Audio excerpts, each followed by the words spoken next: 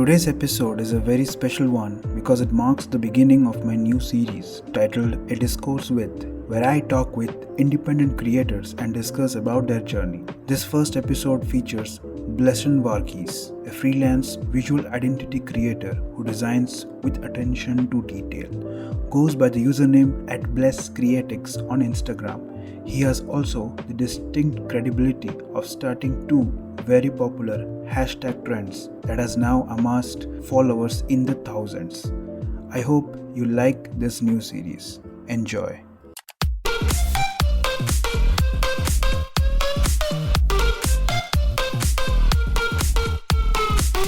Hi Blesson, welcome to Wouldn't You Know It?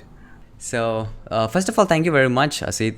It's a pleasure to be here. Thank you very much for the opportunity to, have me on board. And I'm really looking forward to talk more about the journey because it's always good and it's always entertaining and fun and knowledgeable to talk about the journey. And, as you mentioned, like we all talk about I don't think I am anywhere successful enough to call myself anywhere, but I would say that the journey that I've had for the past 4 or 5 years has been amazing, and I'm so grateful and thankful to God for what I do and what I get to do every day.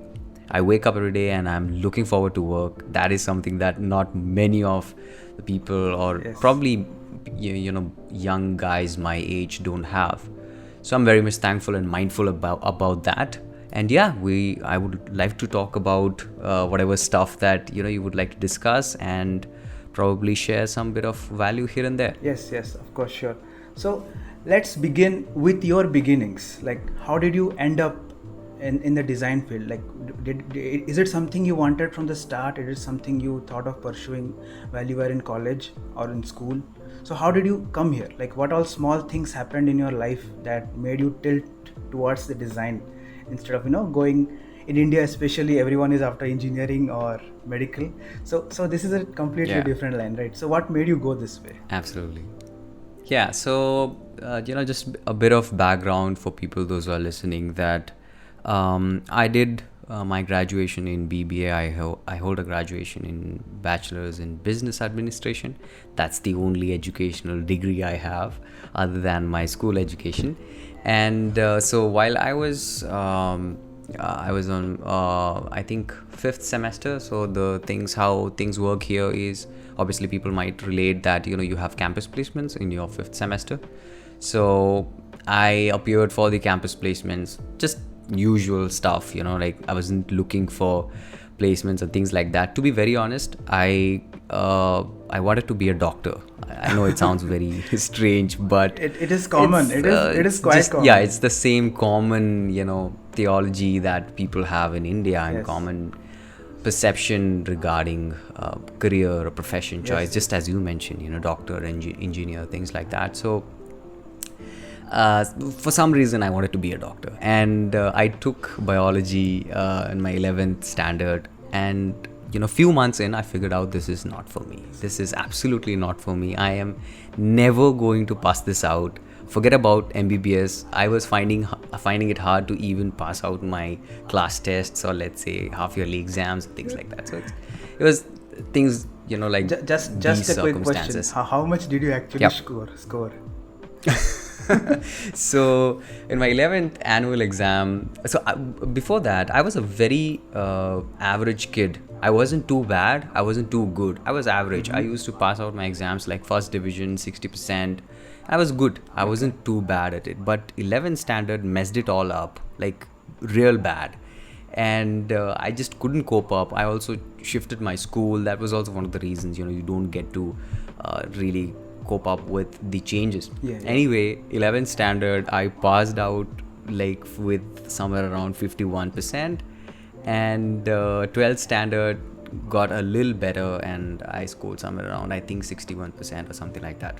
Okay. Anyway, that's still a good score to go with. I passed out school, and soon after I passed out, I knew I can't go to MBBS, man. I just can't do MBBS. Like, I had so many examples from people around me, from people, those who I know, my relatives, those who were doing MBBS and things like that. I just knew I just wasn't made for that.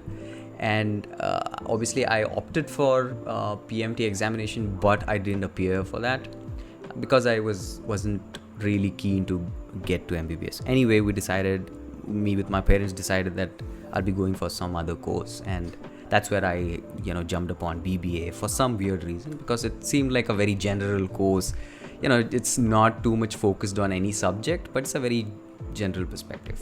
Anyway, so I did my BBA 5th semester. I appeared for the campus placements, and I got campus placements in the two companies. One was TCS, and obviously it was for the backend. That's where I work now. Yeah. So I got one in TCS. I believe it was in Nagpur TCS, and one in I think it was called some sort of I don't remember the name. It was in Bangalore. Anyway, point being, two companies got placed for two companies, but probably everybody knows that if you don't have all clear for your 6 semesters, the job offer gets rejected. is no more valid. So I was all clear for like all my 5 semesters. For my 6th semester, I got a back for one subject, and that for 3 marks. How horrible that can be. I applied for Who was that teacher? rechecking and things like that. Yeah, Who was that did teacher? everything, but it just didn't work out. And I had to, the last option was I had to wait for the next 6 months, wait for the next round of exams. And anyway, campus placement gone. I was waiting for my next round of exam, just one subject. Can you imagine? One subject. I'm waiting just for that one subject. Your entire life ahead is dependent on that one subject. Yep. Yeah, exactly. That one subject. And I'm here waiting at my home, just studying that one subject. How can you study the one subject for 6 months? Anyway, I had a little bit of interest in design. Obviously, you have no idea when you do school that there are other career opportunities other than engineering and MBBS and things like that, because our schools literally don't teach anything. In India they don't talk about this stuff. They don't talk about it. It's a very taboo topic. It's a very I don't know why, but they don't even mention things outside the mainstream media. I believe things are getting better, because I can see my younger brothers, when they study more about art and things like that, and music and things like that. So I believe that in the coming next 5 to 10 years the things will get better. But the condition right now, even, it's very scary, to be very honest, because we don't teach other than just the scholastic education. Yes, definitely. So I had a little bit of interest in design. I used to do business cards and things like that in PowerPoint. Microsoft PowerPoint. Wow. Mind that. So that's another talent you have. I didn't even know that there's something called Photoshop. Anyway, I just stumbled upon it on internet, probably on YouTube and things like that, and I said, why not try my hands on it? And that's where I discovered this world of graphic design, and there are people who are doing it full time. That's their job. That is what they do for the living. And I was blown away, because there was something very new for me, and I always knew that there is something creative in me. I could, you can sense that when you know that, right? Once you see this I colors, believe that you design, can also sense that, because you are working, but then again you have a lot of passion and you have a lot of the knowledge and interest in design. So it was the same case with me, and I just somehow ended up looking up online things and tutorials and learning, because I had so much of time. I thought, why not use it productively? And that's how I started my Instagram account, which is right now Bless Creatics. I just started out randomly, like for fun, for just to try out things. Let's just do something, sort of. And that's my starting story. That's how I started out. I didn't intend to be a designer. I had no idea that you can be a designer. Not like when I was 5 years old, I saw someone designing this and I said, this is what I want to be. No, I want to be an astronaut. Yeah, exactly. So things like that. So that's my brief story of how I started out, and probably we'll talk more about it. So what was your parents' reaction during this? Like, It is typical of of parents in India to be very concerned, like especially when you have got a job offer and it was rejected for that one subject. So what was your parents' reaction? Like, how did he react when you told that I'll jump to the design career, I'll switch to this one? So I'll talk about it. So when I lost my that job offer, so parents were like, all right. So I am very blessed with such supporting and positive parents, that I always say that to everybody else as well, that it's a very big positive mindset that you have when you have people surrounded, when you are surrounded by people those are very positive about you, supportive about you. Obviously you mess up, everybody messes up, and that's not the case that you shouldn't mess up. Everybody messes up, but the thing is, when you're surrounded by such people, you get that motivation, you get that boost. And my parents were very much supportive, but when things came down to design and things like doing something of your own, they were very skeptical about it. Obviously any parent would be. When they would have never Indian seen parents, this in their parent. lifetime, right? Yeah, absolutely. So when I started doing this, they were like, all right, yeah, you do it for fun, that's perfectly fine. You have to appear for the exams, so prepare for exams, but also if you're finding it interesting, just do it. What's wrong with that? Anyway, and 6 months in, I appeared for the exams and I cleared that. But by that time, I was very much interested in design, and now I wanted to get deep. That's where I mentioned it to my parents that this is what I want to do. I want a little bit of time before I decide, probably for the higher education, because BBA, after BBA, it's typical that you do MBA.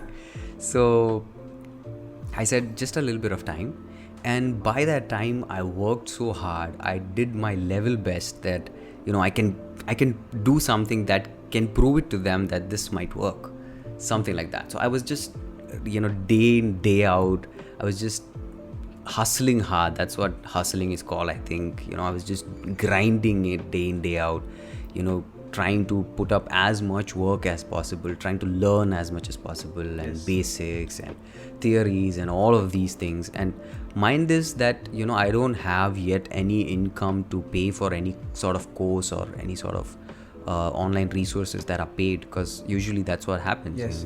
The quality education, they are paid. But I didn't have that, so I used all these free resources available online.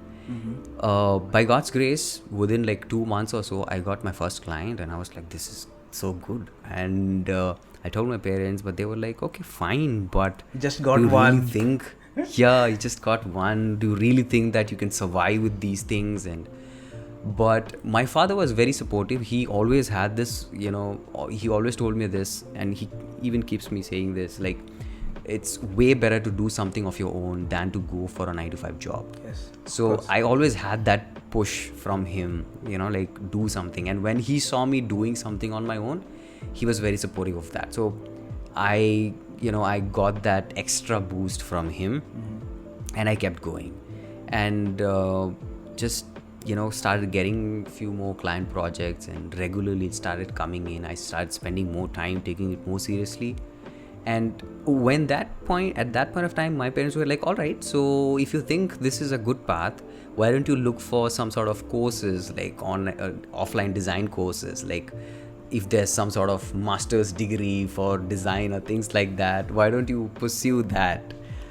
I just found out that there's absolutely nothing. You would need to go abroad for all of these things, and I wasn't ready to make them spend so much for something that I'm not very sure of, because it's a very big investment for a middle class family, and I didn't want it to do that. And frankly speaking, when you start earning, earning a little bit of your own, you then don't want to make your parents spend. You get the confidence boost. That's a mentality that so that's a mentality that I developed, and I didn't just want to make them spend. So that's how their reaction was. Even now, if you really ask me, even now they ask me this question very regularly: is this what you're going to do for the rest of your life? Have you decided about anything? They're still thinking that you will go back to the job. Not really go back to the job perspective, but they're like, how are you, plan to take it forward? Is it you just doing because I have lots of work and I hire freelancers as well. So they're like, are you planning to make it like a permanent solution where you have employees, or are you going to do it all your own and just keep hiring freelancers and things like that? Yes. So yeah, they are still very skeptical about things, but overall, general perspective, they're very much supportive. So I'm very much thankful to God for that. Yeah, well, it's good you started out because we got to follow you. Yeah. So what was your first you said you had your first client in 2 months, right? Yep. So what was the first thing? 2 months after, I think technically, if you ask me, it was after 5 or 6 months. Yeah. So what was the product, the end product that you provided to your client? Was it a logo? It was logo design. Oh, it was a logo design. Okay. Yep. So during this time, you said you relied on free resources, right? So how did you start? Actually start designing. Like, did you purchase a Wacom tablet? Did you start with just mouse and keyboard, or what did you do? Like, we know it's difficult to design in Illustrator or anything on mouse and keyboard, right? Yep. So what did you do during that time? How did you manage it? So I had a laptop that was, I still remember the model name, Dell Inspiron N5510. It was that laptop. The first one. And I got that laptop when I was in 11th standard from my uncle. He lives in Saudi Arab, and they get these laptops for cheaper rates there in Arab countries, UAE countries. Yes. So he got me that laptop. That was not a new laptop. That was a laptop that he used. But then he purchased a new one. So he said, why not you use this? So he gave me that when I was on my 11th standard. Still brand new. I started designing and doing things, learning things on my Dell Inspiron with a horrible trackpad. Can you imagine that? I didn't even have a mouse. Don't talk. Like right now also, I am not even used to this costly trackpads of the laptop. I'm never used to it. Yeah, so I did that on my trackpad. To be very honest, right now when I look around myself, I have so many things around me and so many convenient things around me. Still, sometimes I feel that, there's so much of creative block in me. But when I look back, when I started out, I just had a laptop with nothing other than a laptop, and I did everything in that laptop. So I always keep reminding myself that this is how you started out. So don't you dare think about that you don't have enough resources to do things, because you started with something that a basic setup like a laptop, and you did very well for a very long time. I just started out with my laptop, and I think I got a Wacom tablet. That's just was for fancy, to be very honest. I found out that there's something called pen tablet, Wacom. I discovered that, and I was like, this is cool. It would be really useful. I thought it would be really useful for me, and I got one. That's called Wacom one. I still have it though. It was the basic model they had, and I used it. And I thought I would use it for designing, but actually I was using it as a mouse. I was using it as a mouse because it had the pen and things like that. But for a very long time, I didn't have a proper setup, anything. It was just the basic, Adobe Illustrator. I obviously cracked Adobe products. I couldn't afford them. Well, we'll cut this out. This is not official. Adobe, don't sue us. Yeah. So that's how I started out. That was the basic setup that I had. So imagine if we give the kids of today, we'll give a laptop and we'll say them draw using the trackpad on Illustrator. Yeah, I think they would freak out. They'll be like, it's so uncomfortable. It's, I think that should be a hiring they hire designers, right? This should be one of the stress tests. Yeah, this should be the requirement. Yes. Can you really do that in a trackpad? Yes, if you can do that in a trackpad, you can do it anywhere.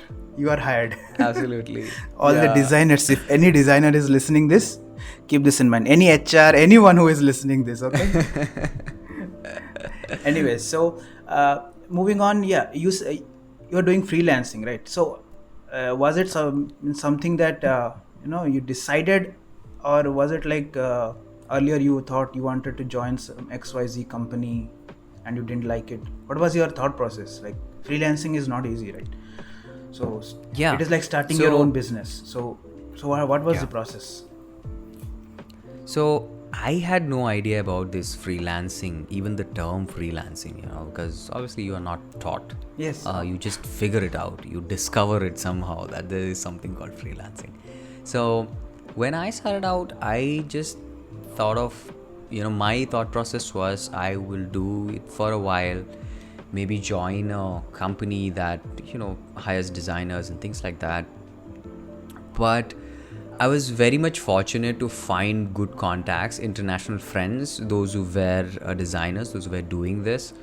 And I still find it very strange that how I could even connect with them, because I was a very introvert kind of guy up and until my college.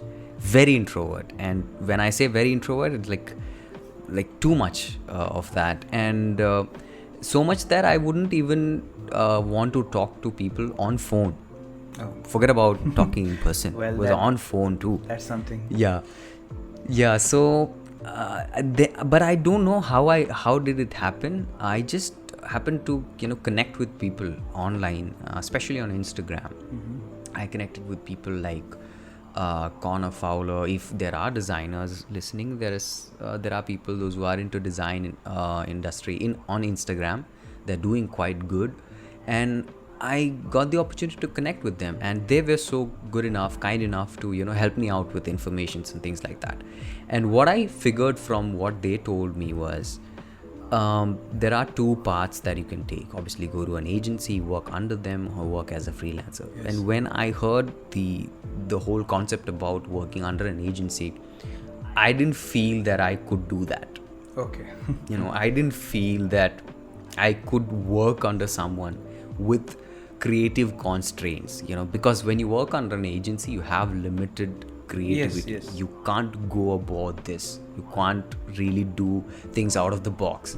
Obviously, there are a lot of these modern agencies that are doing this, but majority of the agencies was it the fear don't do that this. they will limit you, or was it the fear that you cannot like they say in the industry, you cannot take orders from your higher ups? So what was the exact one? No, I wasn't it wasn't like I was afraid of taking orders. It was more of like the limitations to creativity, because a few months in, I was really enjoying the whole process of creating things, the whole process of going out of the box and thinking something that probably someone might have not thought of. Okay. And that was something that struck me, and I was like, if I'm going to do this, I'm going to limit myself. And this is my age where I can go crazy. I can do things, I can take risks. Yes. Still, I don't have too much to lose, and once I jump on board, once I do agency work, and then if I'm trying to jump into freelance and things like that, there are a lot of risks, with that.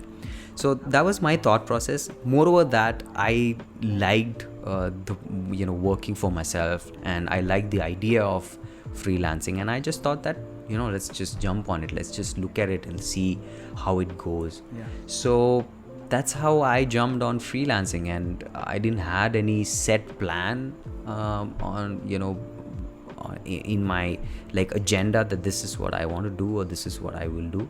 I just went with the flow, and things just turned out okay. Even now, I don't say that I'm very much stable at this point. I don't say that I've found where I want to be, because freelancing is a journey.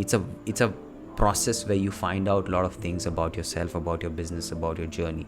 It's a process where probably 5 years in, you find out this is not working for me. Sometimes that happens with people. There are freelancers who do freelancing for a long time, but then they're just so fed up, they just go back to the design life, agency life. So I would say, as of now, I am absolutely enjoying this whole journey with its ups and downs. Absolutely, yes, but I'm enjoying the whole process, and I'm looking forward, what would I pursue for the next 2-3 years. Okay. So do you have any plans to have your own design agency? Yeah, that's something that a lot of people ask, and to be very honest, I have no idea about it, but I would really love to have a group of designers, a team of designers that can go out of the box and do just the crazy things that I do. You will give them and not full really creative sticking freedom. Absolutely, yeah. So something like an agency that I would have wanted to go when I started out. I know there are because I'm in the design industry and now 4 years into this, I've had the opportunity to meet a lot of agency owners in India.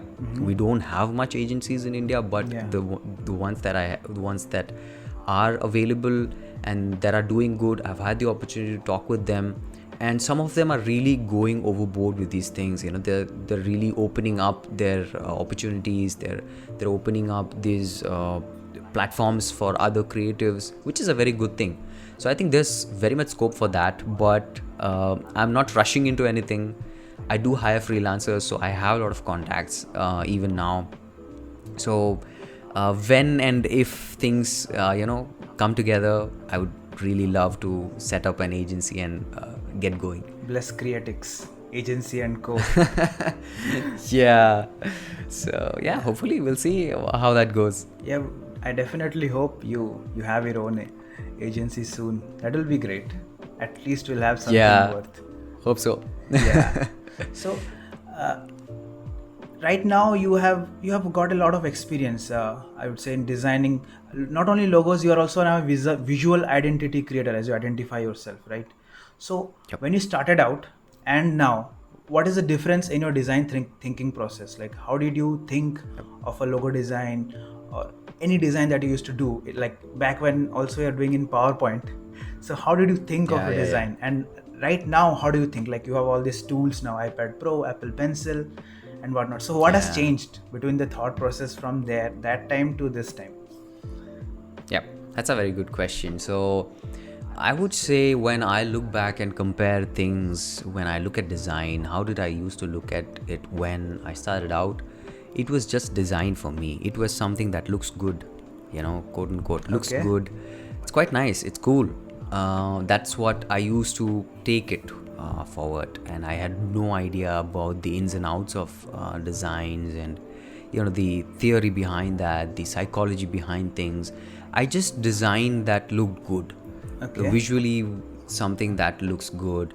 I found my style, but then slowly, when I started learning more about the impact of design has, the impact that a design that you design for a client might have for their business, on their business, that's where I started learning more about it.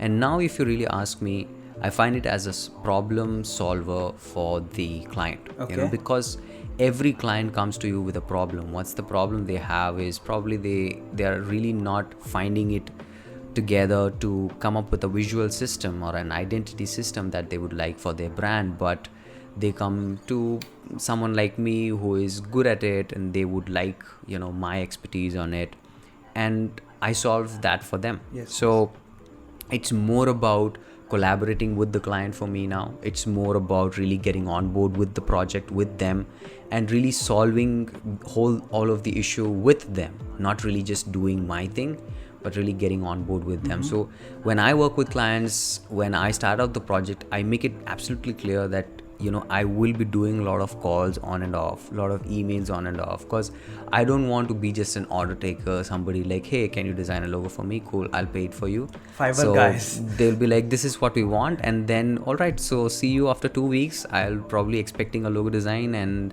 I'll deposit the money. That's not at all what I look for. I have to be very honest. I get inquiries, and somewhere around I say no to 85% of the inquiries, and I only work with 15% of the project inquiries that I have, because I like to really get on board with clients. Even if I don't have a project for a month or two, I'm perfectly okay with that. I prefer to work with clients, those who are getting on board and really collaborating. They're really interested to talk more about it, listen to you and listen to your advice, and then give their advice and give their input. So it's more of like a collaboration for me than just designing things that look good. And obviously the resources that I have had the opportunity to collect all these years, they help. And I'm a very much of a productivity geek, if you would ask, and I just find odd ways to do things that ease out my workflow process and things like that. So that's how my differences are to design or career of design right now. Okay. So I would like to just get a little more detail. So, like, did you do mock-ups and that prototype frameworks like they used to do in this? I'm not well versed with the terms, but you get it, right? Yep. So, did you do that in your initial stages, or was it just like go on full with your design that's in the head?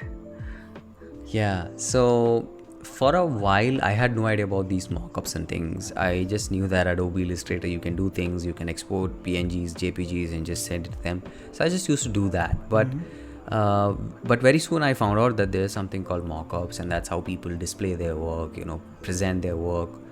And I was blown away because it was extraordinary for me when I found out that just a simple flat design, you can just put it up on Photoshop and just transform it to a whole other level. Yes. And I used to go crazy with mockups. I used to go absolutely overboard and do mockups of all sorts of crazy things and send it to them. But yes, I did mockups. I think everybody should do mockups because that's what helps your client visualize what you had in your mind, and they get it in a very simple visual language. Yes. With the help of mockups. So yes, I did mockups when I started out. Oh, that's actually good tip. A lot of them, I don't think they just directly what is in their head, they just directly try to put it out on the software. Yeah, that doesn't work. presentation is key. I would say presentation is key a lot. I am not a very good designer. My designs are not out of this world, but I know this, that I have a little bit of knack for presentation. I know that if I present things well, they can look good way better than I thought that would look good. So yeah. I would say presentation is key. I would say people on the Instagram would disagree with you. You really do good stuff.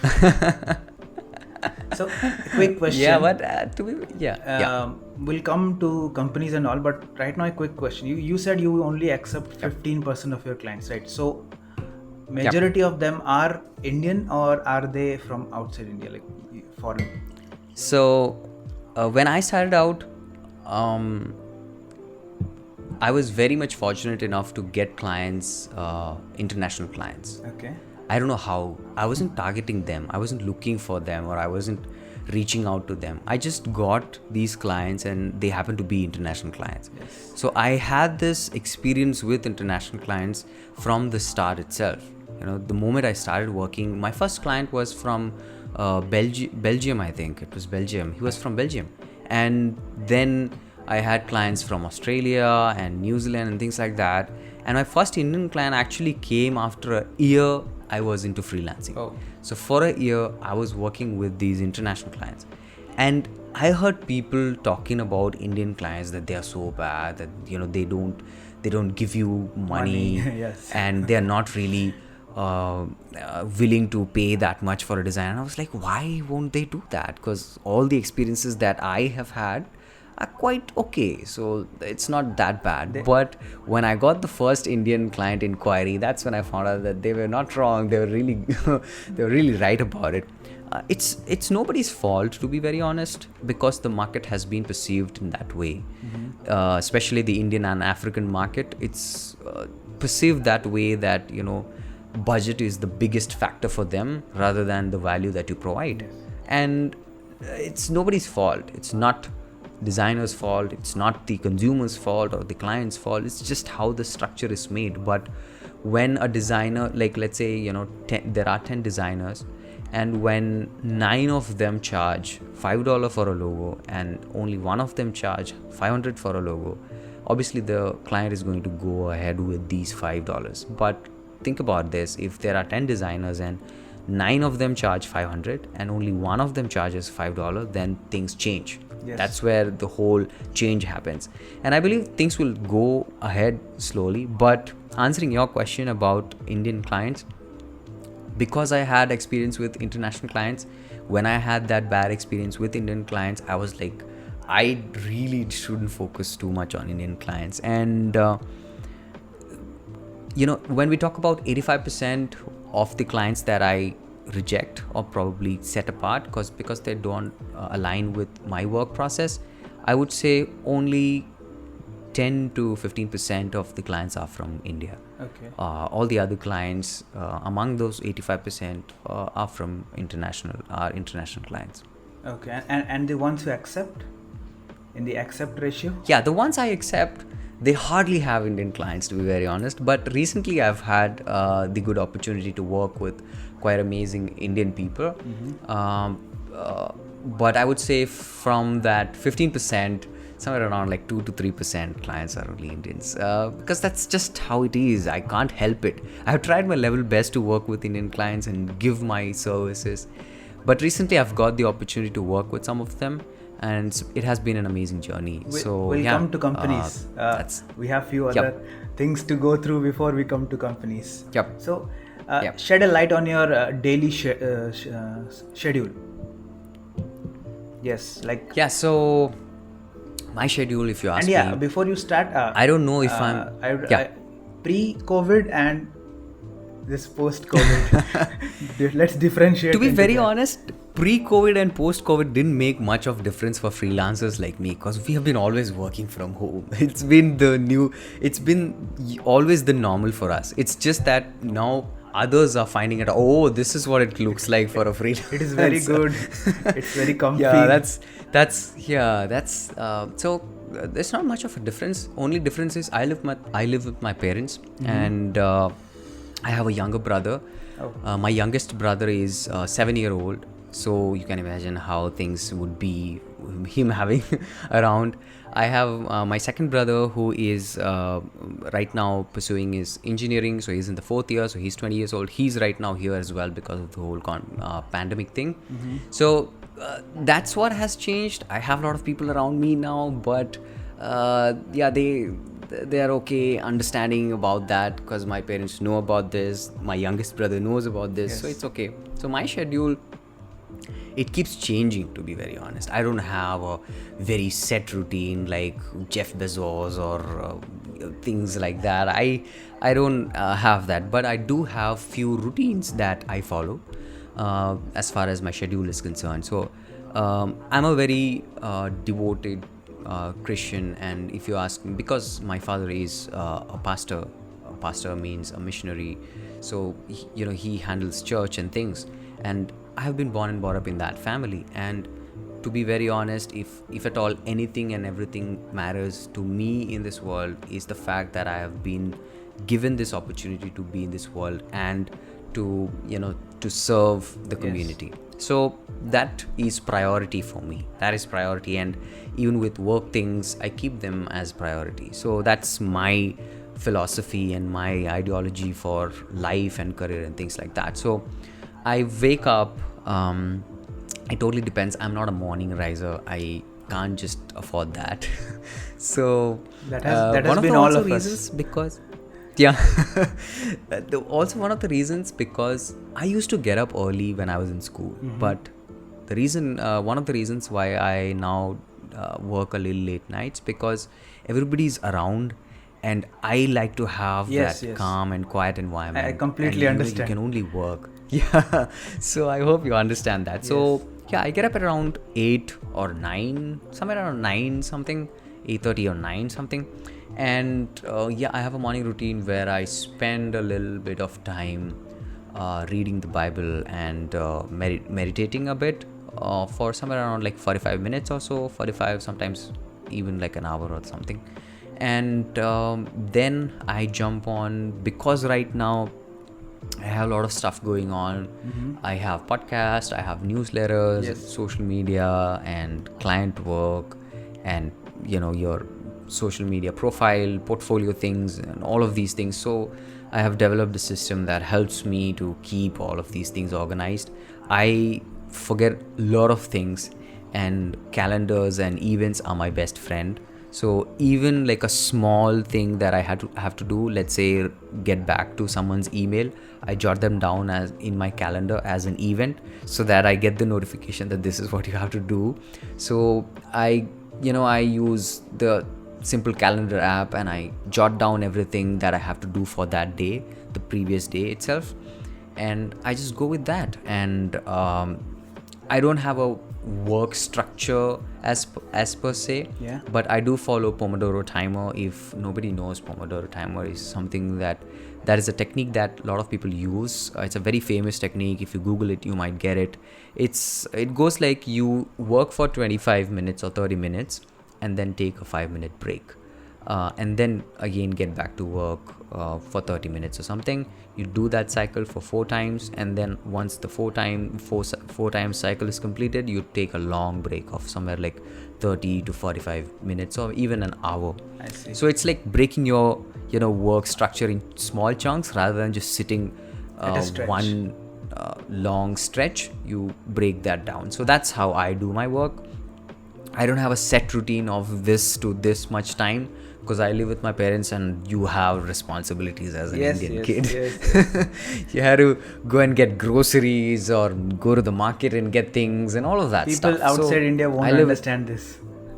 Yeah, they won't understand. So so that's how my routine looks like. And before I wind up somewhere around 8 or something. Officially I wind up somewhere around 8, and then after dinner and things I spend a little bit time getting back to social media and things like that, and then I just switch everything off by like 11 or something, 11 or 11:30, and I spend more time reading before I go to bed.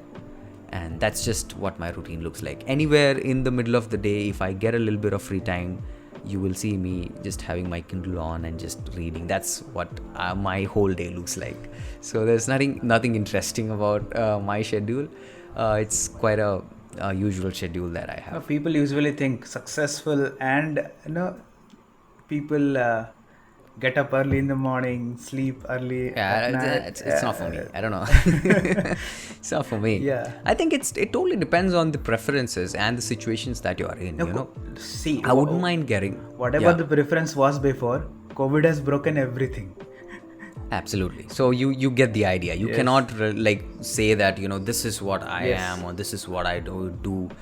I'm very much flexible, and I think we all should have that sort of mentality, that we should be flexible enough and really understand what works for us. Just because someone else is doing doesn't mean that we do that. Mm-hmm. We have this influencer culture right now. We see and look at people doing things, and we get so much influenced about that.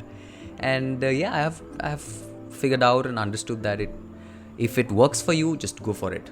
Mm-hmm. Doesn't matter whatever that is. Okay, that's really good to know. I think a lot of people we clarified that you don't need to sleep early and wake up early to have a absolutely healthy and good lifestyle.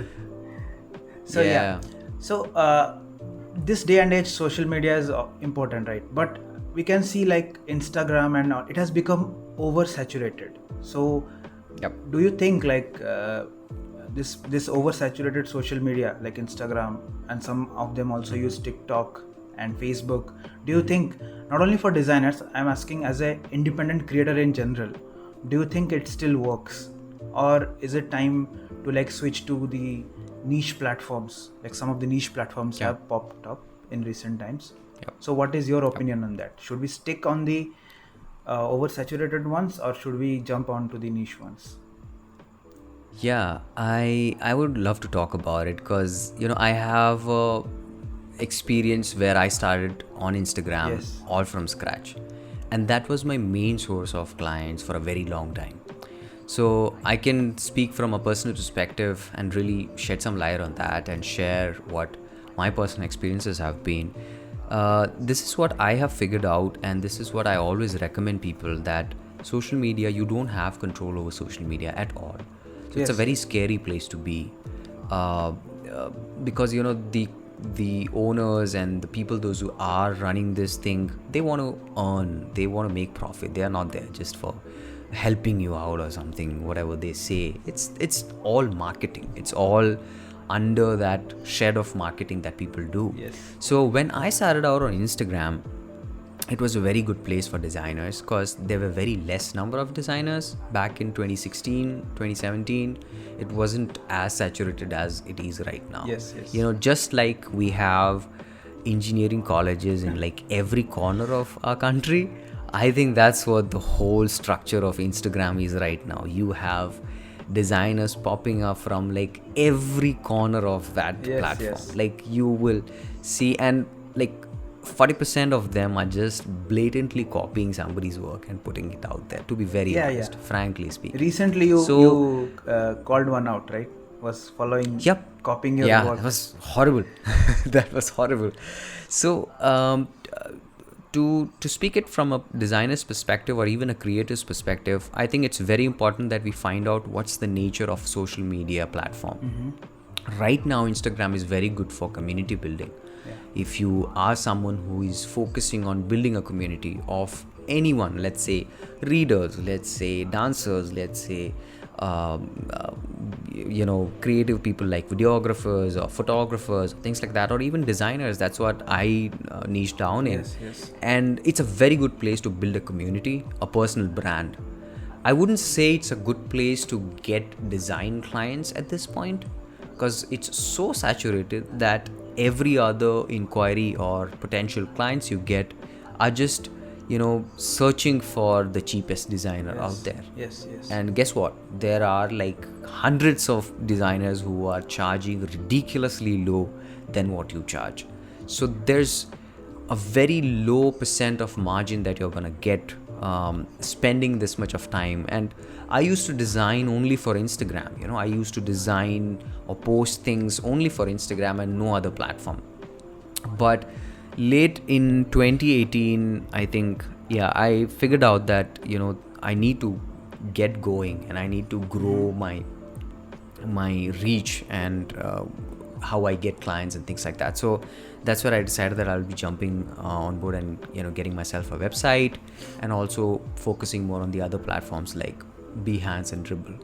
So the question that you asked, I would say niching down is very much important to get work, that is client work, to get commercial projects. Niching down is very much important, but at the same point of time, social media is a necessity right now at this point. If you aren't on social media, you are really not existing. That's the whole truth. That's the fact. So build your presence around social media with platforms like Instagram, TikTok, and Twitter. Let people find you through these platforms, but use the niche down places. Like for designers, let's say it's Behance and Dribble. For motion designers and things like that, it's Vimeo and all of these things. So find out what's your niche platform where your potential clients are looking for, and use the social media to actually leverage it to those platforms. Build your presence on social media, because right now it's not just about your work, it's about who you are. People want to know who you are as a designer, who you are as a person. So it's not only your work that's going to get you work, but it's a collection and mixture of good amount of personal brand presence your on social media. Should also reflect. Yep, absolutely. So I would say that's what right now, as of now, works well for individuals, creative individuals. Things keep changing, and right now what is happening to Facebook is so saturated, it's really can't think of it as a platform to get work. That is what's going to happen with Instagram for the next 5 years. Within 5 years, we're going to talk about Instagram just as we're talking about Facebook. So that's the whole cycle. That's the whole, process that goes on. So it's just that we have to find out which platform suits us and find out a platform that is niche down. Rather than anything, have a website, have a personal website, because that is something that will never go off. You will always have control over these things. Social medias can go on and off. They are here today, they will vanish away tomorrow, but websites and things that you can own will never go off. So I think that would be something that people should always keep in mind. So how much percentage of time do you recommend people, especially those who are starting out, like how much percentage of time should they give on social media to build out their brand? It's quite a tricky question, because when I started out, I used to only work on projects that I used to put on social media. So if, let's say, I was spending somewhere around designing content, I'm talking about designing content for social media, not really spending that much amount of time on social media, but designing content specifically targeted for social media. I was spending around 6 to 7 hours designing things for social media, and then spending the other 3 hours or so engaging and trying to, reach out to people, comment on their posts, and post my stuff. And when Instagram came with the stories, engaging with the stories and things like that. Right now I have a very set routine for social media. I don't spend more than 1.5 hours a day on social media. 1.5 hours is the maximum for me. Doesn't matter what platform I use. I don't spend more than that, because I think for any individual, even if it's a business, 2 hours it's the maximum that you need to get back, or to respond to people, or to engage with the audience. It takes somewhere around 15 minutes or half an hour to reach out to people, to comment and post. Definitely. All the other time we're just scrolling, mindlessly wasting our time, looking at people, comparing ourselves with them and things like that. So yeah, I used to spend a lot of time on social media, but I have practiced all of these digital minimalism things and things like that, and I have now come up to a point where I only spend somewhere around 1.5 hours on social media, and really restrict my time and use whatever time I spend effectively, and not really mindlessly scrolling and doing things that doesn't make sense. So, as per what you said, is initially you created projects just for social media, like not your own personal project or a portfolio of your own. It was just for social media. Yep. So, is it something that you recommend people doing now? I wouldn't recommend that now, because it is not the same way now social media works than it used to work on when I started out. So right now I would say spend as much time as possible on building your personal portfolio. Spend as much time building your strong portfolio and client base. Focus more time on marketing, focus more time on networking with people, networking with potential clients probably, and spend less time on social media, because we think that we miss out, but to be very honest, we don't absolutely miss out on anything. Yeah, it's just a sense of anxiety, like I'm missing out on this and that and this. That's what the young generation calls the fear of missing out, FOMO or something like that. I don't know. I never get this abbreviation. Every day something new pops up out of nowhere. I have no idea what it is. So it's quite crazy, but I've heard people saying this FOMO thing, whatever that is, fear of missing out, whatever that is. The whole point is, there is really nothing more than your personal integrity and your personal portfolio or things like that. Focus more on building yourself, focus more on building your work and your skills and your caliber. But we're spending a lot of time building our profiles, social profiles, and building our audience, getting more followers and things like that, which is to be very honest, getting from if you take it from an experienced person who has experience for 4 years on social media, and if you really ask me what is the one thing that you regret, I would say I spent so much time wasting my time on trying to find out these ways on how to get these followers and get my engagement up. Made no sense. To be very honest, made no sense, absolutely no sense. It's not going to make you money unless and until you are aiming to be an influencer. Then go for it.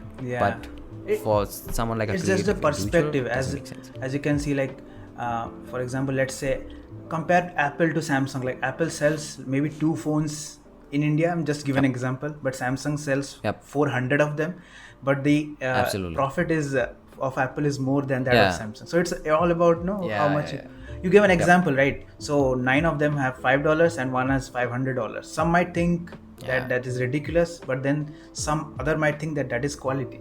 You might be providing quality, and that's why they are charging it. So it's all about perspective. So while we are on Instagram, let's talk about a trend that you started, right? Lettermark and shape mark exploration. So it has now blown up, and it has gone to ridiculous amounts of success. So what is the inspiration? How did it start in the first place? Yeah, it's quite an amazing journey, and even when I now look back, I just have no idea how I had this crazy idea of doing something new on Instagram. And right now, the hashtag that is lettermark exploration on Instagram has somewhere around more than 6,000 posts, which is absolutely mind blowing because I can never think of people joining in something that I just started for fun. So, lettermark exploration was inspired by, if people know the design industry, there's something called 36 Days of Type on Instagram. Yes, I have heard of where designers collectively design letters from A to Z and post them. Yes. So that's a challenge. It was more for the designers than for the social media. It was more for the designers to work on. Yeah, for the designers. And that was my inspiration, and I saw it and I was like, that's quite cool because I am into typography, I am into letter marks, I am more into the typographical logos than the icons or abstract things. So I really love that idea of, coming up with different sets of designs for the same letter. I was like, but they just do one, there's just one design for one letter. Yes. What would it be if we could do more than 4 or 5 and set a time restriction? That's how I started out. So what I did was back in 2017, I guess, I called this lettermark exploration. The reason why calling it lettermark exploration was because I was just exploring these letter marks. That's what my idea was. And I gave myself a set amount of time, like 1 hour or 2 hours, and I just used to just randomly, design these letters, whatever came to my mind. I used to design them, and then I put that up on social media, on my Instagram profile, and it just went really viral at that point. Blew up. And that was the first post that got my profile some exposure, because it hit the explore page back then, and a lot of people saw that and then came to my profile, found out my work. So that really worked for me, and I did the whole series, A to Z, from letter A to letter Z, and it did really well. And I got a lot of clients from because of that project as well. So I was like, that's nice. And next year I planned, let's do it. Why not? Let's just make it the second year of lettermark exploration. I did that, and I just thought of reaching out to people, and I was like, on the comments, I just on the caption of the post, I just wrote that, if you would like to join, you can join and use the hashtag. Probably we can check out each other's works and things like that. And to my surprise, I found a lot of these designers really enjoyed the idea of lettermark, and they were like, let's jump on, let's just do it. And slowly it started building up, and I could see that a lot of people were getting so much help because of these lettermarks, and it was a very good design practice for a lot of people, for youngsters, for people who are starting out. I was like, that's quite nice. And I started interacting with these people, with people those who were participating in this challenge. And the third year as well, I did that, and it just grew, and it keeps growing, and I'm so blown away. Like, even now there are people, those who are joining this challenge, they find out that there's something called lettermark exploration, and they tag me on their posts. And recently one of the participant, he messaged me and said, hey, thank you very much for this challenge, because it really helped me build my portfolio, and I got a job at a design agency. They saw my letter marks and they were like, they are quite good. So he now has a full-time job because of the lettermark exploration, because he just had that as his portfolio. And I was like, that's quite strong, that's quite amazing. So yeah, it's really great to see that indirectly you became an employer, people joining in challenge. Yeah. So was it your idea to have it as a hashtag channels from the beginning, or it was just like you put a hashtag and it went crazy? Yeah. So I started with a hashtag because I found that there is no hashtag with the same name, lettermark exploration. Okay. So I thought that's a good way, that's a good point where we can have that hashtag. Sounds nice too. So I used that hashtag from the beginning of the process that I did exploration, and it just kept going. Mm-hmm. So right now, all that we have under the hashtag lettermark exploration is all these designs. So it's quite amazing. Yeah, I have seen it. There are no spams or nothing. Yes. Yeah. So then you started shape mark exploration, right? Yep. I've seen the video. So you made a video about it. Yeah, so I decided to take a little bit of different approach with the lettermark exploration and also introduce shapemark. I didn't promote it much after that video because I couldn't personally do that much, but yeah, I do have that. Even that hashtag is now solely for these shape mark exploration, and I found out that nobody's using that hashtag, so why not even use that one? So I have a lot of these plans for this mark exploration thing. I am planning to work more on that. There are a lot of things that I'm working on behind the scenes, so probably I can make it work hopefully soon. So yeah, there's hopefully something called shape mark before as well. someone else takes up the mark exploration hashtag for themselves. Yeah, probably we can also have that. Yeah. So another thing is, you must have seen like designers, photographers, anyone, they on Instagram they just start following a trend, and then they begin to lose their own creativity, their own value, just because something is trending. So I should follow it, so I should get more engagement and follow. Has that same thought happened with you? The thought process, like, has it come to you like I should do Absolutely. this? I think that.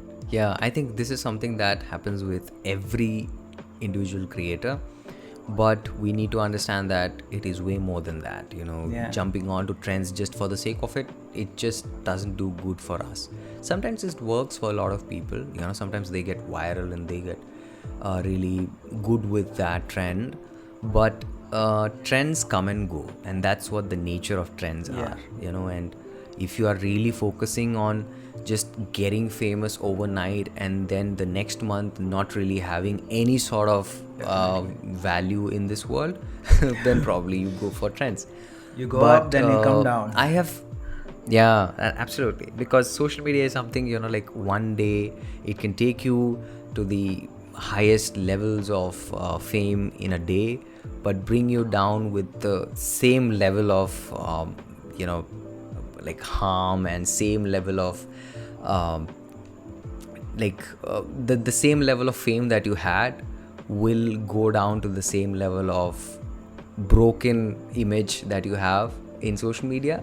So it has happened a lot with me, especially with these carousel trends that started up. I started posting these carousels and I was like, it's quite good, but then slowly I figured out that this is something I'm wasting my time on. This is not what speaks to me personally.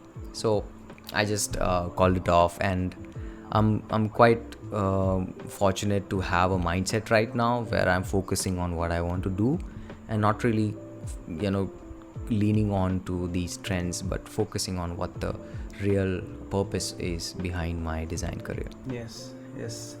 Yeah, so that's quite interesting. People are always curious about these things. Like such a famous guy, such a high-reached guy. Have they done that? Have they done this quirky little thing?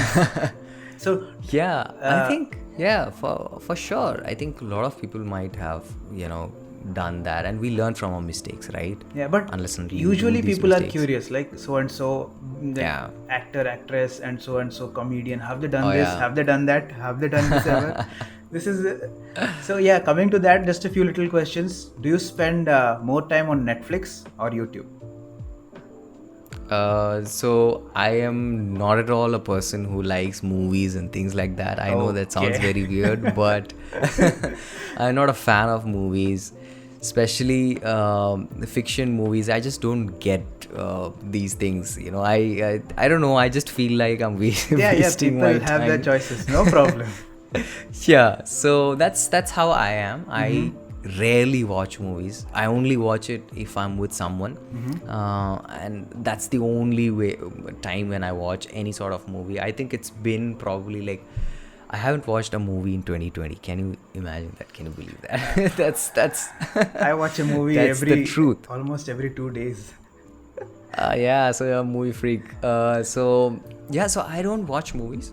I don't have a Netflix subscription, so that speaks for itself. That is money saving. Yeah, but I spend my money on something like Kindle subscriptions or Audible subscriptions. They're so still cheaper than it Netflix. evens out. No, they're still cheaper Yeah, than that's true. Netflix. That's true.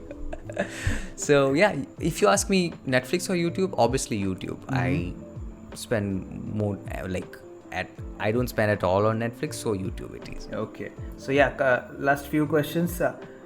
This one actually I have written this one because I had to frame it. So we are coming to now design situation in India. So Okay. we all know, like the whole world knows, Indians wants everything for Yep. budget, Cheap. like the Hindi term sasta, sundar and majboot. Yep. Yeah. So Yeah. I feel like maybe you will speak out of experience, but what I feel like is people generally focus on just delivering something. They are not usually focused on the design. I'm not just talking about like products like smartphones or anything like chairs. I'm also talking about like apps, okay, and anything that is designed like advertisements or anything.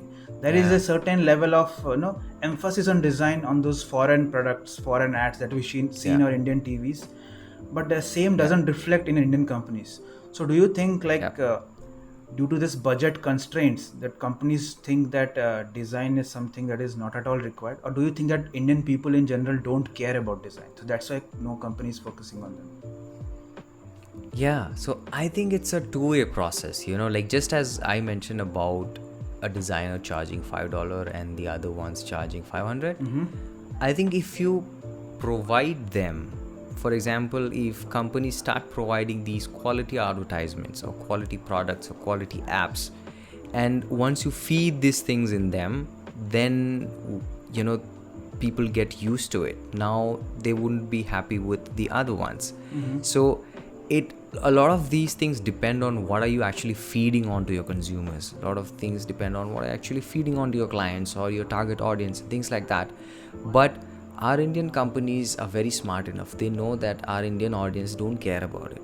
They just want, what's the price tag? You tell me that. I don't care about who or where this is coming from. Just tell me what's the mileage charged. That's kitna deti hai, that sort of thing. So it's they have no idea about because that's the whole perception.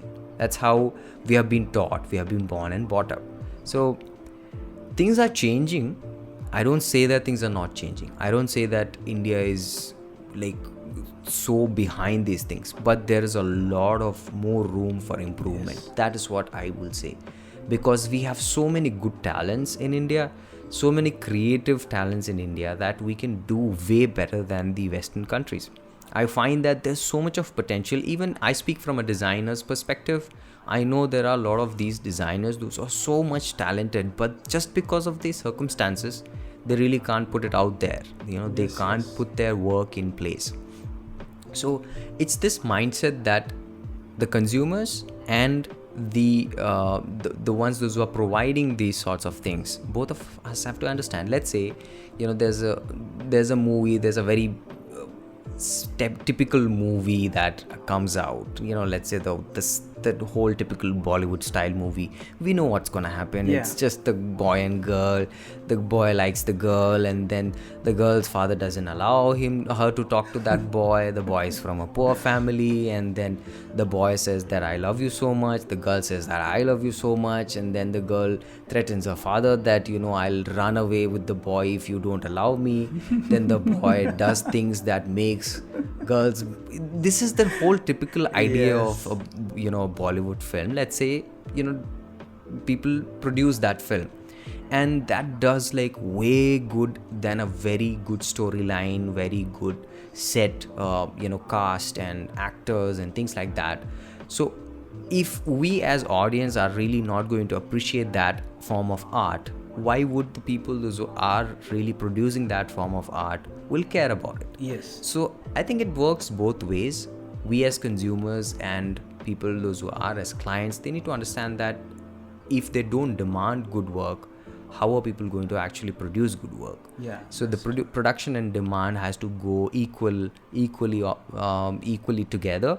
So I don't know how is that going to happen. I don't know when is that going to happen, but I just know that this is what it matters, and things are changing, and I'm quite happy to see that there are a lot of these quality companies coming out, companies that prefer quality designs or quality products and things like that. So yes, I didn't know that the Poppins font one of the Yep. most used. I didn't know it was done in India by Indian Design Yeah. Foundry. It I was surprised yeah. when I saw it in Google that it is Yeah. from India.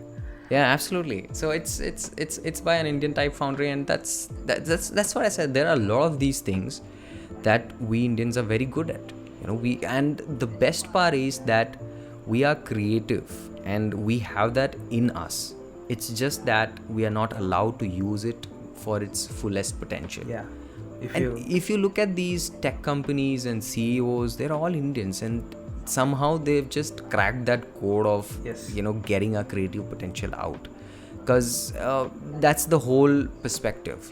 We have so much of potential, but we don't know how to use that potential unless and until we really spend time with ourselves, spend time owning our skills and really focusing on building that up. We can just do way more wonders than people in the world are doing. So yeah, I think it's a two-way process. Hopefully there's a bright future ahead. I don't know.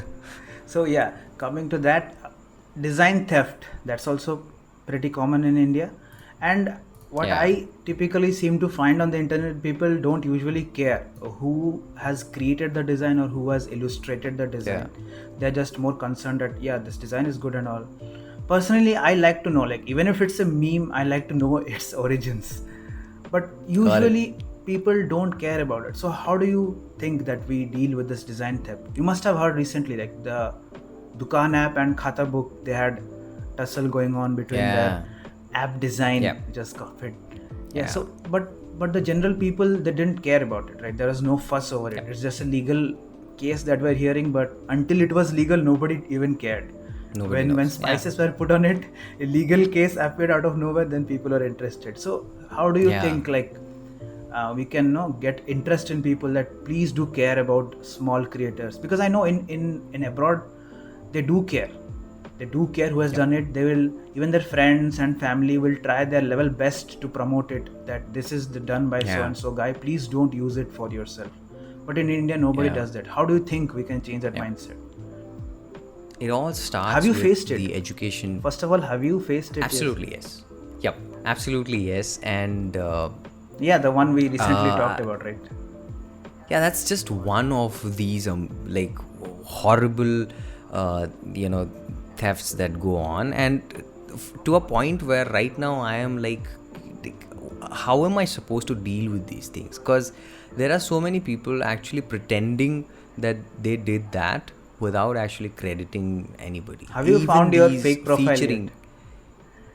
No, not yet. I'm Thank very God thankful for that. And I hope that doesn't happen. So, how do you usually deal? Let's first clear that. How do you usually deal with people who like... So I try to be as nice as possible. I reach out to them and I message them that, hey, I've seen that you have posted my work. I don't know if you have did that intentionally or unintentionally. Of course, but I would really appreciate if you can...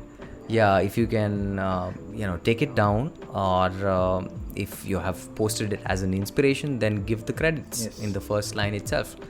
Otherwise, I would be just having an option to report it to Instagram. So that's how just I deal with it. Yeah. Like 70%, 80% of the people don't respond. I just report it. And Instagram doesn't do justice with all of these things, because there's we no know how the policy system is regarding this. Yeah.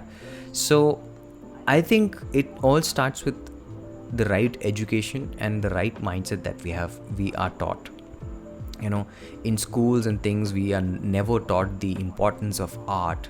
We are never taught the importance of creativity, or we are never taught the importance of what a creative piece looks like. What is the importance of creative piece?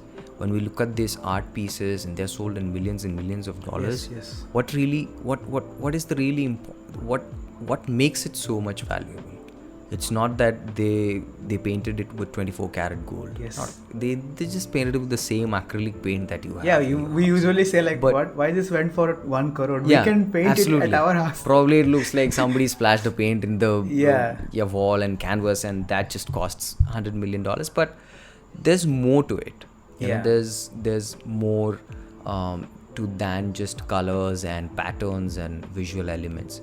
So I feel that if we as a generation teach our coming generation about the importance of these things, about how an individual's creative piece, how much it matters, and where does it come from. It's not just that you design few things here and there, push up pixels and design something visually good, and that's it. People think it's not easy. just that.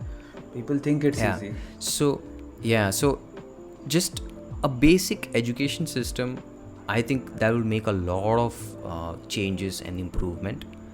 I'm not sure whether or not it's going to happen, but that's what I feel. Let's hope. And when and if we go ahead and we have kids, or we have generation to come forward, I truly believe that if we keep them educating and do that in our homes, and not wait for the schools to do it. Yes. I think things like this would change, and things like this would make difference. Let's see. Let's hope our education system is already changing. Let's hope that something like this comes up. Yeah, I was quite impressed, to be very honest. Quite impressed with the way things changed. Yeah. Hopefully it goes well, because we know how things go with the whole official things in India. Yes. Let's hope for the best. So the last one, rise of no-code technology. So there are a lot of no-code tools, right? Right now we have Webflow, where designers can make an entire website, and they don't even need to learn code. So how do you think these kind of tools are now helping? Like, are they devaluing the jobs of designers? Like, because I know coding, now I can go to Webflow and do the designing. Like, I'm just giving an example. Like, I don't need to hire a designer to go and help me out with the design process. I can just go through the YouTube tutorials and design it out. Or is it that designers are now getting into coding field because they don't need to learn code? So how is no code technology helping you out? Have you used it? Like, the first question is, have you used it? I have built my website all by myself, having no knowledge about websites or UI or UX design or anything. You use Squarespace? I did that on WordPress with the plugin that's called Simplies. So it's a plugin made by designers for portfolios and things like that. I've heard of it. I watched these tutorials and things like that, and I did all by myself. It's not at all a very fluid, smooth website, but it's kind of okay. It works. It's very good. So who says it's not fluid? It works. It's very good. I like the when you move the mouse pointer, the whole things and the header. Oh yeah. That's very cool. That's very good. Yeah. So I think that's the whole life cycle of these advancement in technologies happen. Like, we should predict that this will happen. And I predict this is something that I have been having in discussion with a lot of my designer friends who are designers and who are experienced in this field. We have been talking about this, that the AI introduction into design, the artificial intelligence introduction into design. Now Photoshop also has a plugin, right, where they create the scene without even needing to anyone's input. So they're replacing designers, kind of. Absolutely. And so a similar story, we recently had an opportunity to talk with an agency. It was a private sort of a seminar thing that they did, and they were kind enough to invite us, and we had a discussion, and they were talking about this AI designer.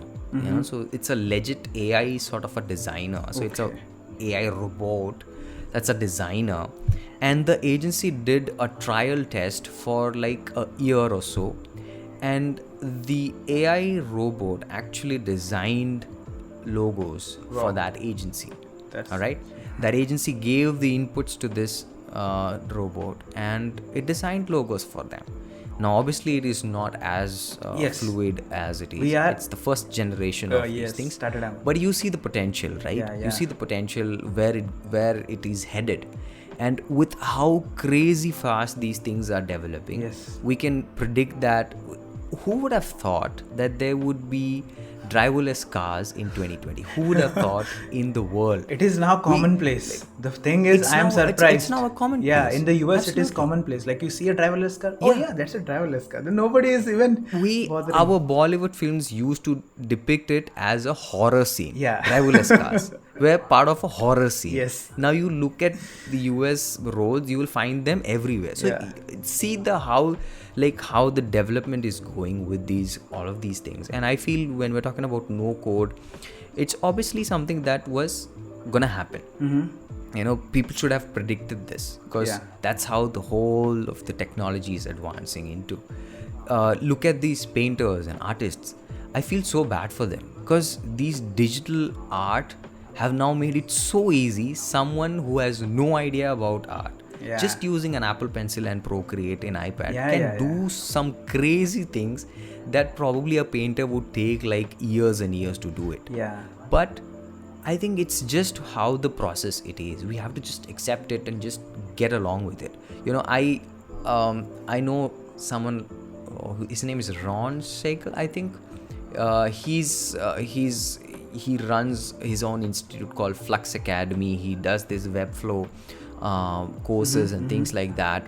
And he was a UI designer. Right now he's an educator, a coach sort of thing, who does these courses. And the way he has used Webflow is quite amazing.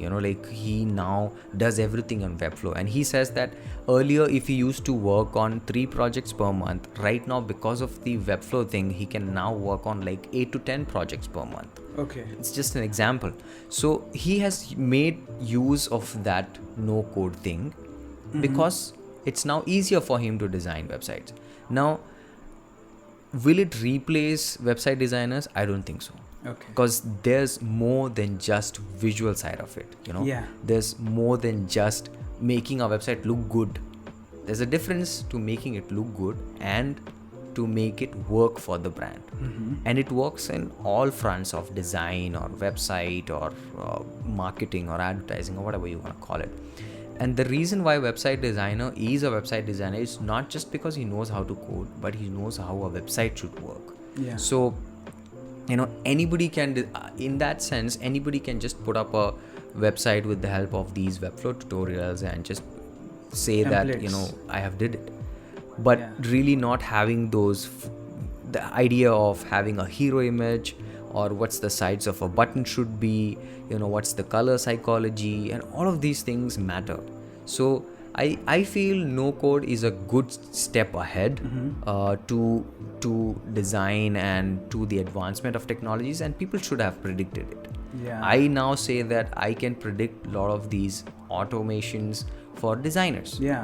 Now we have a tool like file management tool where the Logo Package Express, something like Logo Package Express, it makes files for you. What does it do? It does nothing too fantastic. It just exports files for you. But people are buying it. So what does that mean is we're looking for more and more of automation. We're looking for more and more ease of workflow. Even though what's the big deal about packaging files? You just have to make new folders, put them things in there. But it's saving you time and people are buying it. The makers are earning thousands and thousands of dollars. Yes, definitely. So that is something that we should predict. I think 5 years from now, things are going to go crazy with these things. So no code is just a start, I would say. There are lots and lot more to come. Yes. Okay. A couple of quick fire questions before we close it out. So as usual, I will have 2 options. You have to choose one of them. So let's start with the shape mark exploration or letter mark exploration. A letter mark. That's my baby. Okay. So as a designer, I don't know if this is a apt question. RGB or CMYK? Obviously RGB. And why? Like non-designers should know about it. I think it's personal preference. CMYK is more complex. RGB is so good to look at. And now things going digital, RGB is the way to go. Okay. So if you didn't have Adobe products, like what would you have chosen to start your design? Absolutely Affinity. Okay. And I'm looking, to be very honest, I'm looking ahead with Affinity because I'm fed up with the subscription model that Adobe We were talking about that once. Yeah, it's quite frustrating to be very honest. Have you already started trying it out, Affinity, for iPad? Not yet. I am planning to do that. I'm still looking for people, those who have used it, and getting reviews from them, and really It's making very sure new. that it's something that I can use or I can try out. So let's see how that goes. So I understand that you use an iPhone, right? Yep. So if you had to pick one from the Android side, which phone would you have picked up? I think I would have picked up right now the Fold. That's quite amazing. I think it's quite an interesting phone, the Galaxy Fold. Yeah, I would pick the Galaxy Fold? Galaxy Fold. Oh, you went full on with this one. Okay. Yeah, I'm a gadget guy. I go full on. I spend my money on gadgets. Let's come That's back. just it. Let's stick to a traditional one. If it was a traditional form factor, which one would you have choose? I would say Google Pixel, because I think they have quite amazing Cameras. camera quality. So yeah, Google Pixel. Google Pixel it is. Okay. So your favorite music genre? Do you listen to music? I'm more into. Yeah, I do. Yeah. I'm not a big fan of music or something, but Okay. I do listen to music. I like Christian hip hops, and I listen to more of these lo-fi, chill beat songs and things like that. So that's my style Okay. of listening to music. Okay. Yep. So if I have to ask you, recommend a YouTube channel, what would pop in your mind right at this moment? MKBHD. I don't know if people, Yes, people yes. know this, but Yes. yeah, MKBHD is so good. The way he produces things, it's just a tech review, but the way he produces and presents these things are amazing. The effort that he puts in for just a YouTube video, that's the motivation that it's you should always have. quite crazy. It's quite crazy, and the amount of dedication and effort he puts in just for a 5-minute video. Yes. And that's the presentation and things. He shoots in a red camera that's 8K compatible. It does. We It's don't even just for need that. YouTube, We right? watch in Yeah. 480p on YouTube. That's what I'm saying. So the way he dedicates his things, and I would say Matt Diavola, if people have not heard of it, it's a very amazing YouTube channel. Look out for that guy. And Ali Abdal, Okay. that's also a YouTube channel, and Thomas Frank. Because I mentioned I am a productivity geek, so these are the channels that I always go up to. Okay.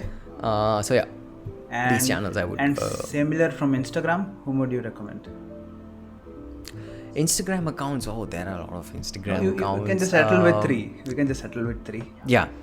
Top so designer's perspective. No, it doesn't I need would to be say- a designer's perspective. It can be like your I don't favorite. spend I don't spend my time other than using it for design things. Okay. So I don't know if there's anything I would suggest other than design things on Instagram. Okay. Yeah, I think you should follow Bless Creatics. Quite amazing. Yes, you should definitely. Anyone listening should definitely.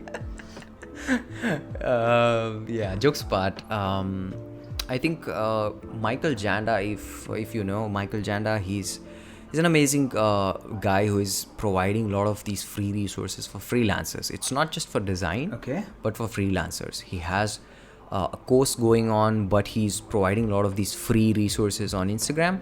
So Michael Janda, look out for him. Amazing stuff out there. A lot of value. Okay. And then Pitchproof, it's a community Yes, that yes. hosts conferences and things for designers. So I would say Pitchproof. Okay. And third, I don't know, I would say, if you're asking for top 3, because I'm trying my best not to keep my recommendations for designers and more for freelancers or creatives. Yes. I would say, yeah, let's say Tom Ross. I don't know if you know him. No. He's also someone who, so he owns Design Cuts. Okay. Design Cuts, it's a website. Okay. So he owns that. So yeah, Tom Ross, Michael Janda, and Pitchproof. Okay. And No preference or things, but I think they provide good value. yeah, sure. And yeah, the last one. If you had to choose between a MacBook Pro with a Wacom tablet or the highest end Let's iPad. don't go there. I would just choose MacBook Pro like 100% over anything else. No, I'm saying from a design perspective, like MacBook Pro with a Wacom tablet or an iPad Pro, the highest end, with all the facilities like your Bluetooth keyboard and Apple Pencil. So which one would you choose? if you had to stick I with still one of think this there's forever. a lot to go with iPad Pro because it doesn't has Adobe Illustrator and things like that. But I've heard that Adobe Illustrator is coming on iPad. Yeah, and Affinity is Because a already lot of present people, on iPad. yeah, so it's already there. Yeah. So in that case, but I do love the laptop thing, because it gets me in the work mode. But I know it's because of the personal preference. Yeah. But yeah, I think if these softwares are available on iPad Pro, why not? It makes total sense to go ahead with iPad Pro. Okay, thank you very Yep. much for being a guest. No problem. Being the very first guest Yeah. on this series. I hope we have another one in the feel future. honored. Yeah. Any last Great. words you would say to anyone who is listening right now? Any creative who is starting? Yeah, first of all, thank you very much for having me. It was quite an amazing, conversation, and I hope that people get the value other than the long blabbers that I did. People get some sort of value. It's okay. From that. We all do that. It's yeah. very good now. It's natural. It's not scripted. Yep. It's natural. Yeah, absolutely. Yeah. So something that I would say is always believe in yourself, because as I mentioned, there's a lot of potential that all of us have, and we just need to understand that and realize that we have what it takes.